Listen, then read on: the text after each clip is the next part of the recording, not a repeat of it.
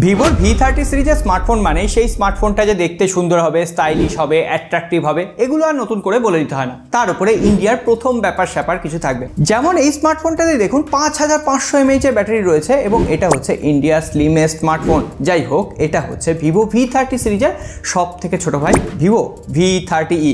তাছাড়াও Vivo V30 সিরিজের আরও একটা মেন ফিচার হচ্ছে ক্যামেরা ফিচার। ওই প্রাইস সেগমেন্টে ভিভো কিন্তু সেরা ক্যামেরাটা দিতে পারছে। এছাড়াও সেখানে বেশ কিছু অ্যাট্রাকটিভ ডিজাইন, যেমন এখানে অউরা ফ্ল্যাশ লাইট দেওয়া হয়েছে। আর অউরা ফ্ল্যাশ লাইট কতটা কাজে লাগছে সেটা আমরা একটু পরে আলোচনা করছি। তার আগে আপনারা এই আলোচনাটা এগিয়ে নিয়ে যাওয়ার জন্য লাইক আর সাবস্ক্রাইবটা করে রাখবেন, কারণ ভবিষ্যতে এই ধরনের সহজ সরল ভাষায় আরও রিভিউ আসবে। আর লাইক করলে এই ভিডিওটা আরও বেশ কয়েকজনের কাছে রেকমেন্ড হয়ে যায় আর কি। তাহলে প্রথমেই যদি আমরা আনবক্সিং পার্ট দিয়ে শুরু করি, ভিভো তো বক্সে সমস্ত কিছু দিয়ে দেয়। প্রথমত স্মার্টফোনটা তো ছিলই, তার নিচে একটা টিপিউ ট্রান্সপারেন্ট কেস রয়েছে, বেশ কিছু ইউজার ম্যানুয়াল রয়েছে, এর সঙ্গে সিম ইজেক্টার পিন রয়েছে, 44 ওয়াটের ফাস্ট চার্জার রয়েছে আর টাইপ সি কেবল রয়েছে ফোনটাকে চার্জ করার জন্য। যাই হোক, প্রথমেই আমার ইচ্ছা করছে এই ফোনটার ক্যামেরা নিয়ে কথা বলতে। কি দুর্ধর্ষ ক্যামেরা প্রোভাইড করেছে, কিন্তু তার আগে ডিজাইনটাও তো দেখতে হবে। ভিভো এখানে দুটো কালার ভ্যারিয়েন্টে ফোনটাকে লঞ্চ করেছে, একটা হচ্ছে ভেলভেট রেড আর একটা হচ্ছে সিল্ক ব্লু। তবে হ্যাঁ, ভেলভেট রেড যে কালারটা সেখানে ব্যাক প্যানেলে কিন্তু গ্লাস বডি ডিজাইন রয়েছে, তবে সিল্ক ব্লু যে ভ্যারিয়েন্টটা সেখানে কিন্তু ভিভো প্লাস্টিক কম্পোজিট শিট ব্যবহার করেছে। আমরা যদি ফোনটার একটু ওভারভিউ দেখে নিই, ওপরের দিকে সেকেন্ডারি নয়েজ ক্যান্সেলেশন মাইক রয়েছে, ফোনটার ডান দিকে ভলিউম আপ এবং ডাউন কি রয়েছে। এছাড়াও ফোনটার নিচের প্যানেলে স্পিকার আউটপুট রয়েছে, টাইপ সি কেবল রয়েছে, মেন মাইক্রোফোন রয়েছে আর এখানে সিম ট্রে রয়েছে। আর সিম ট্রেতে এখানে হাইব্রিড সিম স্লট, অর্থাৎ দুটো সিম অথবা একটা সিম একটা মাইক্রো এসডি কার্ড অনায়াসে ইউজ করা যাচ্ছে। যাই হোক, এখানে যদি স্টোরেজ এবং ভ্যারিয়েন্টের কথা বলা হয়, এটা 8GB 128GB এবং 8GB 256GB ভ্যারিয়েন্টে অ্যাভেলেবেল। আর দাম কত হচ্ছে সেটা ভিডিওর শেষে বলছি। যাই হোক, যে কথাটা বলছিলাম, এই স্মার্টফোনটা দেখতে অসম্ভব সুন্দর লাগছে, তার উপরে হাতে যথেষ্ট প্রিমিয়াম হ্যান্ড ফিলিং প্রোভাইড করছে। আর স্মার্টফোনটা খুব একটা কিন্তু ভারী নয়, মাত্র 190 গ্রামের আশেপাশে ওয়েট। এছাড়াও আগেই বললাম এই স্মার্টফোনটা কিন্তু ইন্ডিয়া স্লিমেস্ট স্মার্টফোন, যেটাতে আবার 5500 mAh এর ব্যাটারি রয়েছে। তবে এত কিছুর পরে এই ডিজাইনটাকে স্ট্যান্ড আউট করছে দুটো জিনিস। একটা হচ্ছে এখানে জেম কাট ক্যামেরা মডিউল দেওয়া হয়েছে, ফলে ডিজাইনটা আরও খোলসা হচ্ছে। এছাড়াও এখানে স্টুডিও কোয়ালিটি অউরা লাইট দেওয়া হয়েছে, যেটার আপনি টেম্পারেচার চেঞ্জ করতে পারবেন ওয়ার্ম টোন কুল টোনের মধ্যে। ছবির কোয়ালিটি অসাধারণ হচ্ছে, একটু পরে আলোচনা করছি। এছাড়াও এই ফোনটায় IP64 রেটিং রয়েছে, অর্থাৎ হালকা ফুলকা জলে ছিটে ফোটা লাগলেও কিন্তু ফোনটা যথেষ্ট প্রোটেক্ট থাকবে। যাই হোক, এই ফোনটাকে নিয়ে বেশি কথা বলতে গেলেই ক্যামেরা সেকশন চলে আসবে। তাহলে বলে দিই, এখানে 50 মেগাপিক্সেলের ডুয়েল রিয়ার ক্যামেরা রয়েছে, 50 মেগাপিক্সেলের প্রাইমারি ক্যামেরা, 8 মেগাপিক্সেলের আলট্রা ওয়াইড অ্যাঙ্গেল লেন্স। তবে আপনি শুনলে আশ্চর্য হবেন, এখানে 2x পোর্ট্রেট মোডে আপনি ছবি তুলতে পারবেন। আমি বেশ কিছু 2x পোর্ট্রেট মোডে ছবি তুললাম, আমি প্রথমে এটা বিশ্বাসই করতে পারিনি এই স্মার্টফোনটায় টেলিফটো সেন্সার নেই। এখানে 2x পোর্ট্রেট মোড এতটাই পারফেক্ট কাজ করছে। এখানে যে S2S ডিটেকশন একদম পারফেক্ট ছিল, এর সঙ্গে সঙ্গে যে অ্যাটমসফিয়ার মেনটেন বা এক্সপোজার কন্ট্রোল সমস্ত কিছু পারফেক্টলি ম্যানেজ করতে পেরেছে। তার থেকেও বড় কথা, এখানে 2x পোর্ট্রেট মোডে ছবি তুললে না, ছবির শার্পনেস একটুও নষ্ট হয়ে যায় না। আমি জানি না ভিভো এটা কিভাবে সম্ভব করেছে, তবে হ্যাঁ, আমি বেশ কিছু ছবি তুলেছি, সেই ছবিগুলো আপনাদের সামনে দিয়ে দিলাম, আপনারা এবার আউটপুটগুলো দেখে বলুন। এটা আরেকটা কারণ হতে পারে, কারণ ভিভো এখানে যে প্রাইমারি সেন্সারটা দিয়েছে সেখানে সনি IMX882 একটা ফ্ল্যাগশিপ গ্রেডের সেন্সার ইউজ করেছে। আর আমরা মেন ক্যামেরা দিয়েও বিভিন্ন ধরনের ছবি তুলেছি, সেটা ডাইরেক্ট সানলাইট হোক, লো লাইট হোক, বিকেলবেলা হোক, প্রত্যেকটা জায়গাতেই এক্সপোজার কন্ট্রোল, ডাইনামিক রেঞ্জ, এমনকি ডেপথ এফেক্ট একদম পারফেক্টলি ম্যানেজ করতে পেরেছে। ছবির শার্পনেস ভালো ছিল। তবে হ্যাঁ, কোথাও কোথাও ছবিটা একটু বুস্ট করলেও, আর ভিভোর যেটা একদম স্পেশালিটি, একদম সোশ্যাল মিডিয়া রেডি ছবি আপনি এখান থেকে পেয়ে যাবেন। ছবিটা আর এডিট করার প্রয়োজন হবে না, এক দেখাতেই ছবিটা আপনার পছন্দ হয়ে যাবে। আর 8 মেগাপিক্সেলের যে আলট্রা ওয়াইড অ্যাঙ্গেল লেন্সটা, সেটাও কিন্তু যথেষ্ট শার্প ছবি ক্যাপচার করেছে। আর এই স্মার্টফোনের ক্যামেরাতে OIS অর্থাৎ অপটিক্যাল ইমেজ স্টেবিলাইজেশন রয়েছে, ফলে লো লাইট ফটোগ্রাফিতেও এনহ্যান্সমেন্ট রয়েছে। আর লো লাইট একটা মোডও রয়েছে, আপনি চাইলে সেটা ইউজ করতে পারেন। লো লাইটেও আমি বেশ কিছু ছবি তুললাম, ছবির নয়েজ প্রায় আসছে না বললেই চলে, ছবির শার্পনেস যথেষ্ট ভালো ছিল।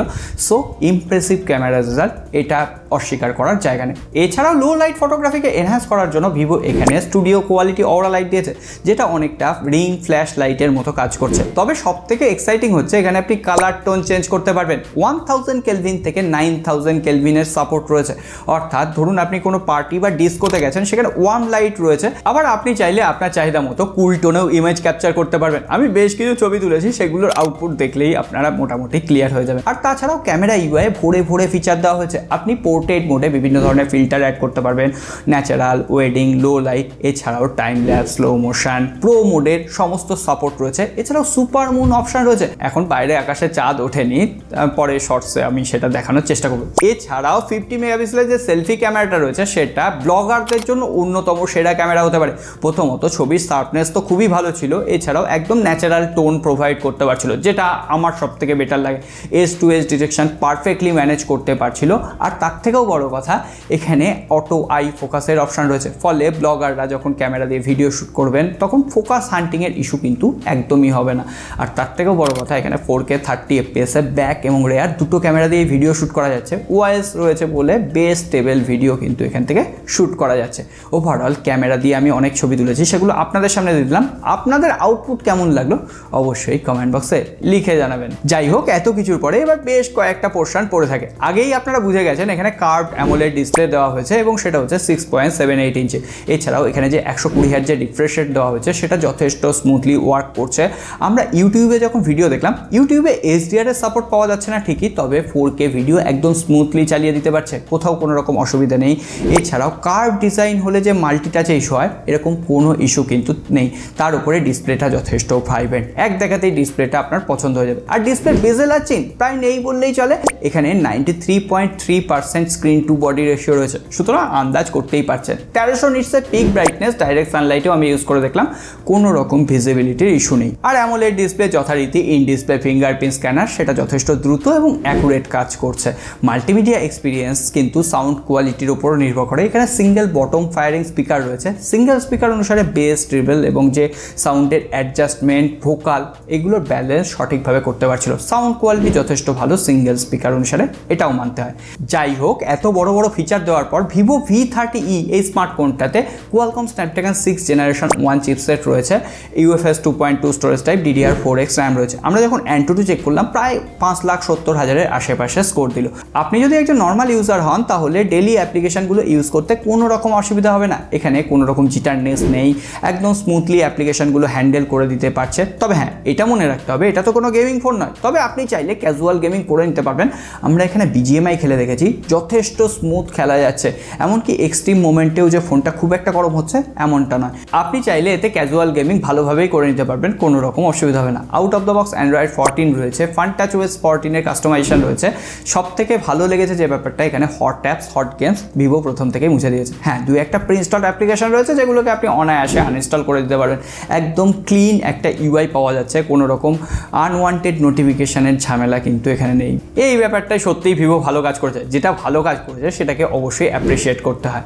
আর তাছাড়াও এখানে 8টা 5G ব্যান্ডের সাপোর্ট রয়েছে, সুতরাং 5G আমি ইউজ করে দেখেছি, ভালো স্পিডে ইউজ করা যায়। ওয়াইফাই, নেটওয়ার্ক কানেক্টিভিটি, ব্লুটুথ 5.1-এর সাপোর্ট, কোথাও কোনো রকম কমতি কিন্তু নেই। যাই হোক, এবার সবশেষে ব্যাটারি সেকশন নিয়ে কথা বলতেই হয়। আগেই বলেছি এটা সব থেকে স্লিমেস্ট ফোন, যেখানে 5500 mAh ব্যাটারি রয়েছে।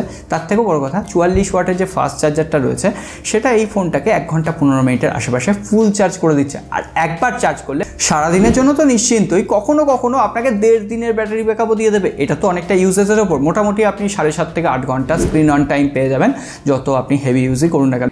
যাই হোক, কনক্লুশন পার্টে যাওয়ার আগে দামটা একটু বলে দিই। 8/128GB যে ভ্যারিয়েন্টটা সেটার দাম রাখা হচ্ছে 27,999 রুপি, আর যেটা 8GB 256GB ভ্যারিয়েন্ট সেটার দাম রয়েছে 29,999 রুপি। কিন্তু কোনো চিন্তার কারণ নেই, এর সঙ্গে সঙ্গে 10% আপনি ইনস্ট্যান্ট ক্যাশব্যাক পেয়ে যাবেন। এছাড়াও নো কস্ট EMI এর সুযোগ রয়েছে 12 মাস পর্যন্ত। তাহলে এবার আপনারাই বলুন ডিলটা কেমন লাগলো। 9th মে থেকে কিন্তু এর ফার্স্ট সেল শুরু হচ্ছে, আমি ডেসক্রিপশন বক্সে সমস্ত লিঙ্ক দিয়ে রাখবো। তাহলে এবার সব শেষে কনক্লুশন পার্টে আসতে হয়। আপনারা যদি মিড বাজেটে সব থেকে সেরা ক্যামেরা স্মার্টফোন খোঁজেন তাহলে ভিভো V30 অন্যতম সেরা প্রতিদ্বন্দ্বী। এর সঙ্গে সঙ্গে ফোনটা যথেষ্ট দেখতে সুন্দর, ব্যাটারি ক্যাপাসিটি ভালো, ফাস্ট চার্জিং টেকনোলজি রয়েছে, কার্ভড অ্যামোলেড ডিসপ্লে, প্রিমিয়াম অবশ্যই দেখতে লাগছে। এই স্মার্টফোনটা কিন্তু এই প্রাইস সেগমেন্টে সেরা হওয়ার দাবিদার। আপাতত এই স্মার্টফোনটা আপনাদের কাছে কেমন লাগলো অবশ্যই কমেন্ট বক্সে লিখে জানাবেন। আর এই স্মার্টফোনটার ফুল রিভিউ চাই কিনা, চাইলেও কি প্রশ্ন আর রয়েছে সমস্ত কমেন্ট বক্সে লিখে জানিয়ে যাবেন, অবশ্যই উত্তর দেওয়ার চেষ্টা করব। আজকে আর কথা বাড়ছি না, সকলে ভালো থাকবেন, সুস্থ থাকবেন, দেখা হবে আগামী পর্বে।